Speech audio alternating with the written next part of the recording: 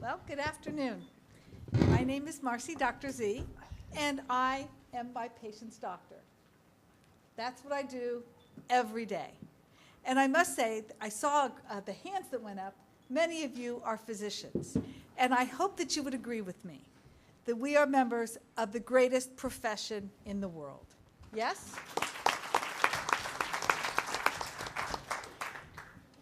But I needed to be able to do my job. And I couldn't do it under the aegis of insurance and the government. There were jokes around town. How long was the wait in Dr. Zwelling's office? It was usually about 4 hours. And I actually had patients booked until midnight. That's not health care. That's not good. So I broke out of that system, if you will, and I invited my patients to join me in what I call choice care, because life is about choices. In this case, my patients get to choose me. And here's what's really cool. I get to work for them. It's a concept. I get to serve them and their right to invest in their health and in their life. And they get to find me at any time of the day, and mind you, they don't bug me. It's not what happens. They respect me. I respect them and their rights to choose. It makes me a better doctor. And in fact, I invite you, as my colleagues, to be even a better doctor. I tell people that I love competition, and I want the guy down the street to be even better than me tomorrow so that the next day I can be better than him again. Because that's what made us good doctors. We love competition. We love doing what's right for our patients when we're able to. I'd like to give you a couple of examples that just happened this week and why it's so important, I think, for our patients to have an advocate, someone who knows them, believes in them, and understands what their needs are. And that doesn't mean that they listen to everything I say. Oh, no. We argue over what's good and what's bad. But in the end, they win because it's their life, and it's not about me. My two examples. A couple of weeks ago, I got a knock on my door from an old friend. His wife was not my patient. He was not my patient, but he needed help. His wife was in the emergency room. And in my practice, we never say no, by the way. We answer the phone, hello, how can I help you? That's access to care.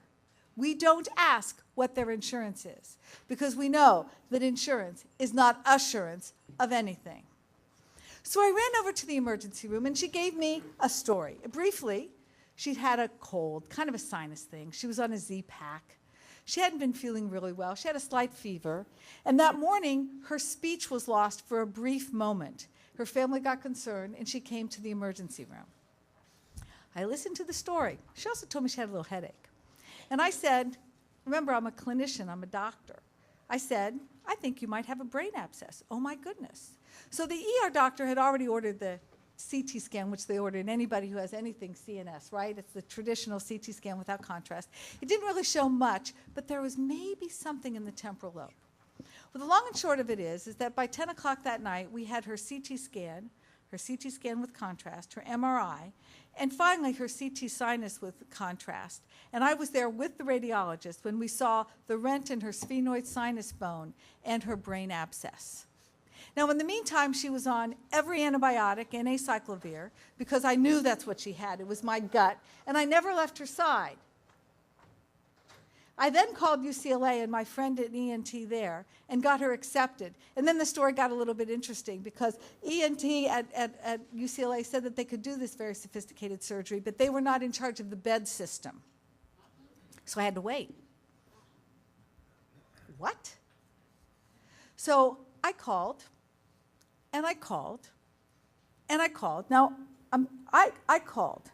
I was on the phone with their bed director, explaining that the patient had a brain abscess, and in spite of antibiotics, she needed surgery, and she needed to get to UCLA. And he got sick of me at about 10 o'clock at night, and finally allowed her the bed, and she went up to UCLA. She had her surgery. Now, the story, it would be nice if it ended there, and it would all be about how a good advocate, because this was nothing about being smart. This was just about being there and about being the patient's advocate. So, but the story didn't end there, because, of course, I didn't get a call from our academic friends, not one. She was sent home, and I got my first call. Of course, I had called her every day and her husband every day, so I knew what was going on. But my first call from anyone in charge of her care was from the home health agency, wanting to give me her trough Vanco level. And I said, oh, she's on Vanco. How interesting. And you want me to take over her care. Do you have any record of her care? They had a record. They sent me the record. Now, the doctors at UCLA, who I called, you know, I chased after them, the neurosurgeon, the ENT, everybody, they told me that they're very busy saving lives. They don't have time to talk to me. That's the system we've created, you guys. And you absolutely know that that's what happens. Anyway, the long and short of it is I finally found her ID specialist, a very nice woman. She's on her antibiotics, and in 4 weeks she'll be off those and she'll be fine. But I venture to guess that she may still be sitting in an emergency room somewhere, or certainly not transferred to a hospital where she could have gotten the expedited care that she really needed had someone just not been on the phone. So it's not always about being smart, it's just about being there. Now, contrast that with my friend who didn't want to join Choice Care because she didn't want me to see her naked.